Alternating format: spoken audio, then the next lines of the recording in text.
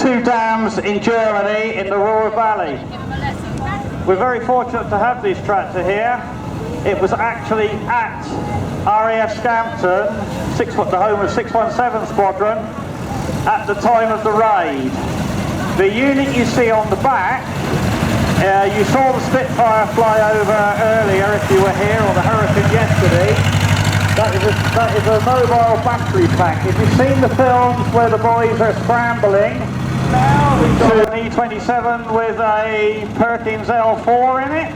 This is the model of tractor that followed the Fortune Model N. Basically, the Fortune Model N is the tractor that fed the country in our darkest days of 41, 42, 43.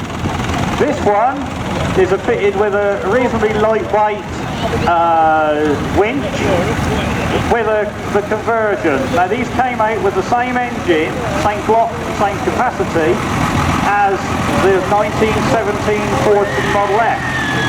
So the block was in production from 1917 to 1945. The typical Ford use everything, but this one had a harder working life and for convenience was fitted with Frank Perkins and Perkins L4, which was commonly used in combines, stationary units, all sorts of things. So thank you very much, sir. Nice to see not too much oil coming out of the holes. Coming on now, an early 1990s powerhouse. This is a Ford 7810, produced in the year of Ford Silver Jubilee. Strangely enough, Ford produced silver coloured tractors which really didn't catch on with the local farming community, and they were all sprayed back blue, but now everybody scrambles for the original silver one, worth quite a large amount of money. Following now, we've got the ubiquitous Fortune Major Diesel. Now that was the one that followed on from the Fortune E27N. Wonderful engine, wonderful tractor, followed by a 4100, which was one of the smaller tractors of Ford's range, fitted with, I believe, a Fisher Humphreys plough. Another Fortune Major, Diesel Major, E1A. That's in its original condition, which is great to see. But not everyone likes a bright, shiny beast. A lovely little Ford Dexter. This was the so-called competitor to the Grey Fergie and the Ferguson 35. I always have to ask which John Deere this is following in.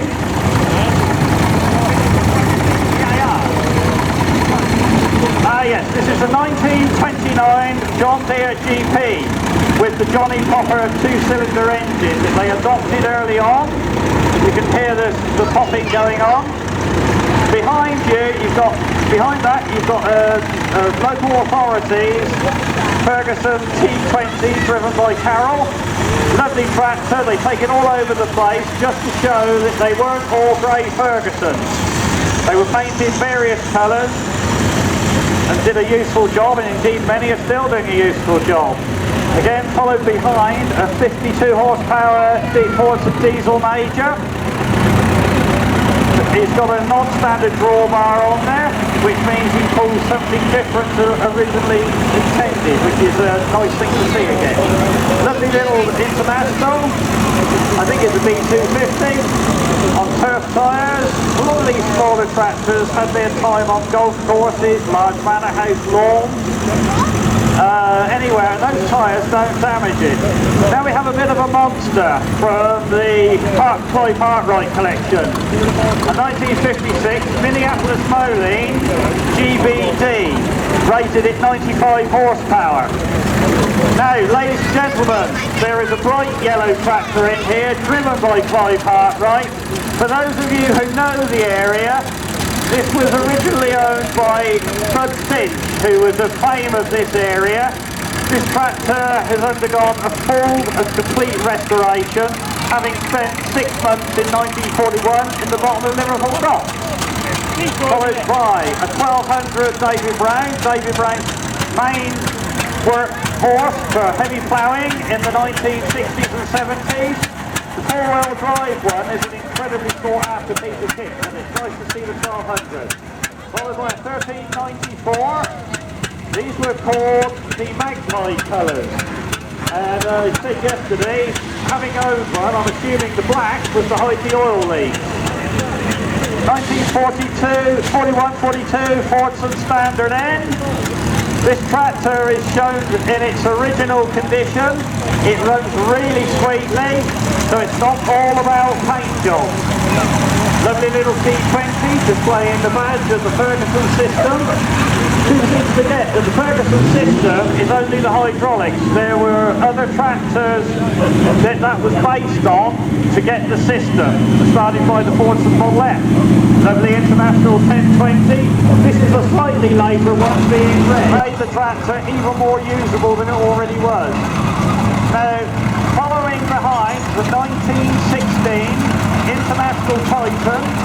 These were shipped over during the First World War to replace the horses that have unfortunately been commandeered for war service and indeed slaughtered on the battlefield. A lot of people forget that the animals were as involved.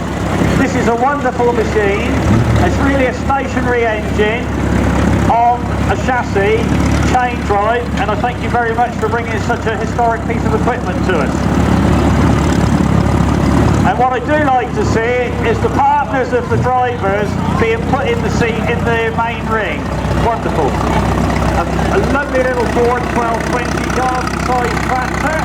These were, although they're fancy Ford, they were built by Subaru in Japan, and they are a very, very capable tractor for the size. That one's four-wheel drive, so's the one following, but it takes 2 units to do it. And that, ladies and gentlemen, is a replica of Ernest Doe's Triple D, which was originally 2 majors joined together. Now we've got a real oddbod. We've got a Ferguson V8. And I don't know whether the lad knows, but I supplied the engine from that by a mutual friend, and I didn't know it was going into a Fergie, so there you go, lovely job. Alice Chalmers Model M, lend-lease again during the war. Crawler, which would have been used for its size on fairly heavy cultivation work. Now we've got a Alice Chalmers Model U. This is the side valve version, which is the earlier version, which was the United, previously the United, which is why it's got, which is what the U stands for. Little Fergie 35 transport box, shown with some sacks in the back, which would have had your cow food, pig food, horses, whatever. That saves a wheelbarrow. Now, ladies and gentlemen, I mentioned about Bud Finch. This is a tractor coming through now, an International 1020. We recently said goodbye to the owner. It's now driven by Martin, his son, the late Dave Mobbs, who was a strong supporter of this rally and indeed Woodcote rally. So again, a local tractor with an awful lot of provenance. A John Deere 1040. That would have been in the early 1980s. A little golf course tractor or a smallholders tractor. That was a luxury cab for those times. Now we've got one of the Beasley family's Model N's. It always runs extremely well. You can always pick this one out. It's got the rabbit sat on the fuel tanks. Quite why it never worked out, but it looks nice. Followed by young Simon driving an MG5. Another market garden machine. Many people had larger plots of land than you are able to have today. And surprising how many of these were lurking around in villages. Now we have a Muir Hill dumper based on a Fordson Model N, driven by 154, another garden-sized tractor or smallholders tractor. Many public schools seem to have these for grounds maintenance, as indeed with the yellow one, which is the utility, which was basically the same, but sprayed yellow for highway use.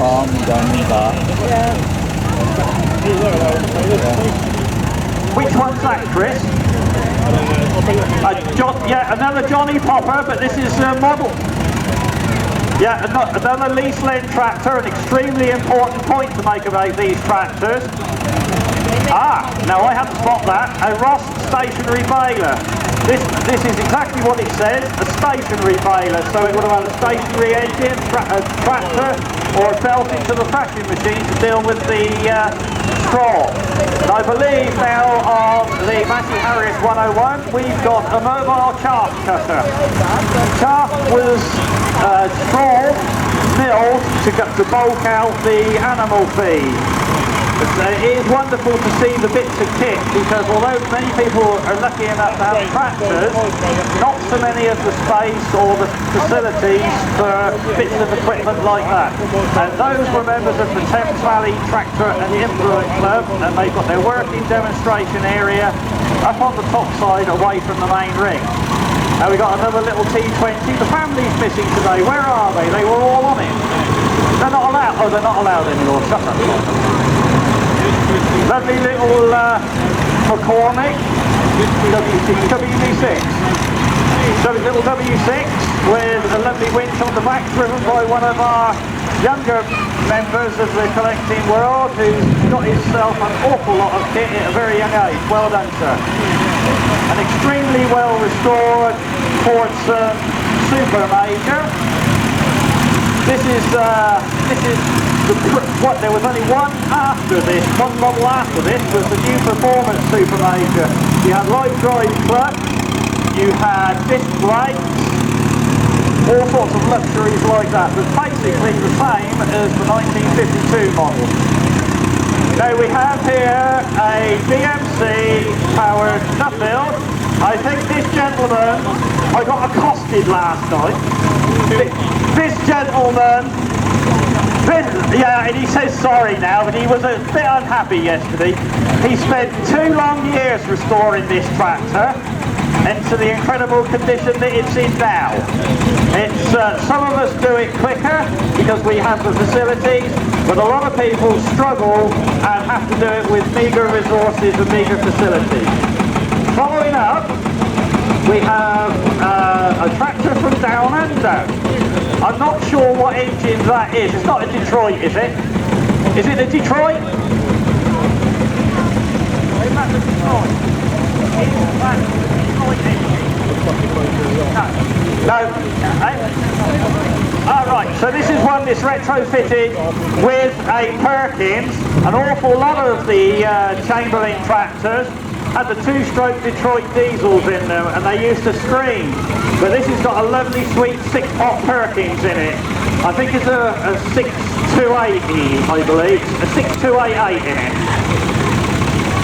Now, talking of engines, we now have one of our younger members, again tractors. Nice shiny exhaust, nice well done conversion. Although there are a lot of these conversions about now, many of us put them in the tractors in the 60s and 70s for muck spreaders or forage harvesters. But now it seems to be the thing that the lads want to have a 6-pot and go a bit faster. Fair play to them. A mid-90s Massey 3085. That's the 30 series, 85 horsepower. Now, Massey's were quite advanced with this. You had the Autotronic or the Datatronic. The Autotronic was a lot simpler to operate than the Datatronic. So, coming into, yeah, see, 93, that's very good. Do it. Henry Ford, though, did it in 1917, but there we go. Nuffield Universal 460. That's 4 gears, 60 horsepower. This man is one of the leading lights the leading light, followed by Dave Elwood of the Nuffield Tractor Club.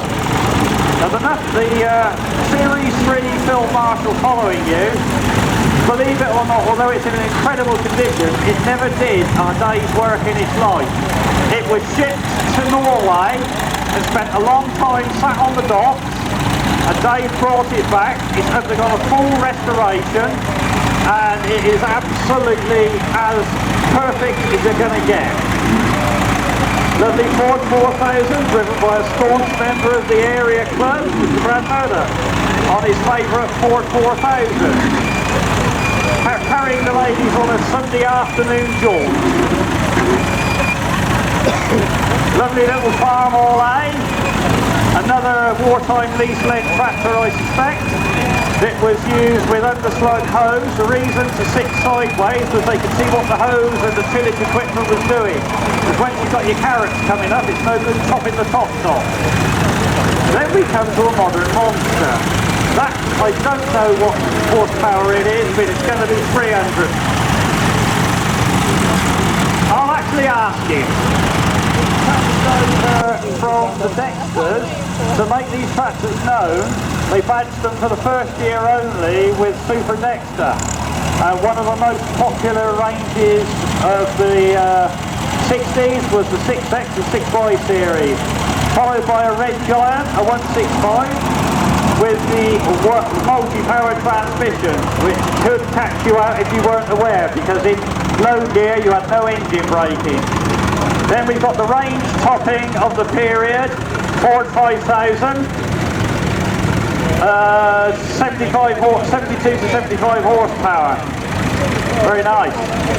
Massey Fergie 65, Mark II by the looks of it, with a Gray's toolbox. Looks like he's doing a bit of leveling, a harrowing with the transport box. I don't know if he's aware it's on the ground, but he'll find out sooner or later. Luxury compared to sitting on a tractor with Saxo, the electricity board. Massey 135, lovely tractor that many people dream of having. They're compact, they're relatively powerful, and they're quite reliable. David Brown, Crop Master.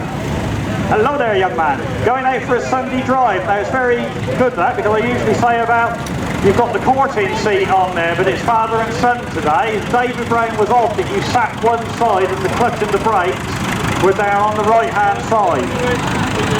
Fortune Super Major, driven by, as I said yesterday, the lovely Lucy. If you're thirsty after this one, go and pay Lucy and their family a visit at the cider, Touch Club Cider. Lucy and her sisters do an awful lot for the tractor preservation world and the girls getting girls involved. A little International, McCormick International 434. Again, similar size to a 135. They were a larger tractor in their time. You're being followed by another Massey 35, sorry, with the 4-cylinder diesel. That's a fairly early one if it's got the 4-cylinder in it. I think this is. Hey? Yes, it will be going longer than a Prius. The driver's just said he identifies with a Prius. I don't think so. A Nuffield Universal. Towing a turkey trailer with the extension ladder sides on. The greedy boards as we call them. There he goes. Another Massey 65. This one I believe is a Mark II again. Looking at the timing case, yeah, that's a Mark II. Lovely long stroke engine, 4203. Talking of Perkins, here we have one that's universally somewhere in its life, I suspect. Nuffield Universal with a 4-cylinder Perkins. I think it's the L4. Certainly sounds like it. Again, a lovely restoration. Talking of the girls at the cider, here's another one. They're real gems, these girls. They go all over the place with these tractors. 45 E27N. You'll see other E27s come round, but they'll all have the wider tyres on. When this one came out, you either had steel wheels or you had 9-inch tyres, and that one's fitted with 9-inch tyres. Now, coming round behind, we all call her Rattler, and you can hear why. Young Chris driving, I don't know what his hearing's like, but it'll be as bad as mine when he's finished. And that was a roadless traction conversion. The power and the torque that could produce for 27 horsepower is remarkable. Then we've got a 1937-38 Oxfordshire Model N, painted orange. That was when the Ford wanted the more of a marketable colour than blue. And that one is fitted with printed hex lightweight wheels, which would have had turf tyres on them originally, used, or again, turf tyres, golf courses, all that sort of thing. David Brown Copmaster, and they might be off down the pub when they finished here, I should think, but that's got the 2 seats on it. It was a big thing with David Brown to have the 2 seats. Got a little four-cylinder Fergie T20. That one's fitted with industrial steer on seeding work, harrowing or anything like that. Get the weight down and the weight distribution. I'm not going to try it. You can put your foot underneath those and run over it and it won't hurt, so they tell me. An International Diesel B414, again a McCormick, but of more interest to myself is the root drill on the back. Thanks very much. Little petrol paraffin T20. This is that's running very sweet by the sounds of it. Gentleman driver has created the back so that he can carry his grub bag, I suspect, by the look of that bracket, which is what a lot of them do. Now, talking of straight through chrome exhaust pipes, we have a lovely County 1004. This is one of the first of the Force range. You can tell those normally by the fiberglass bonnet with the raised air cleaner coming out of it. It's got 2 humps. County commercial vehicles of fleet. Again, a local tractor. So of course, following up, we've got roadless traction again on the Fordson Diesel Major. I think this one's an original, but they supplied kits. They supplied kits to the dealers for the conversion to 4-wheel drive. It's not an easy job because the wheels have to be sorted to get your correct ratio. You can't just buy these things and put them on. Massey 35, and these lads didn't keep me awake last night, although they tried to in their little encampment. Lovely to see them. County 46, again produced by Ford, converted by County as fleet, driven by one of the hard-working committee members of this wonderful show. Thank you. Fordson Dexter. That's a nice example. That shines very nicely. Little transport box on the back, which makes it still very usable now. So you've got your transport box, where you're followed by the thing that saves many people's backs in life. 4-end loader. Doesn't look very spectacular, but having muck stables out and cattle sheds out by Ford, one of those is an absolute godsend. And it's fitted with the correct ballast concrete block on the back. Followed by the FE35. Known as a gold belly for obvious reasons. I bet they wish they hadn't done that because incorrectly set up and badly maintained ones were notoriously bad in starting. But correctly maintained, timing chains, valve clearances, they were as good as anything else. Followed by another T20 and electric bits break off quite easily. Followed by a little Alice Chalmers, link. Now coming up here we have a Russian block, Zeta. Not only is it unusual in that it survived, but it's an orchard model. If you look at the track width as it comes towards you, it's narrowed in for working in the cherry orchards, the apple orchards, or indeed in Kent on the hop garden. And the reason obviously was to get down the clean. Now I have another converted Super Major. I think no, that is a Super. Thank you.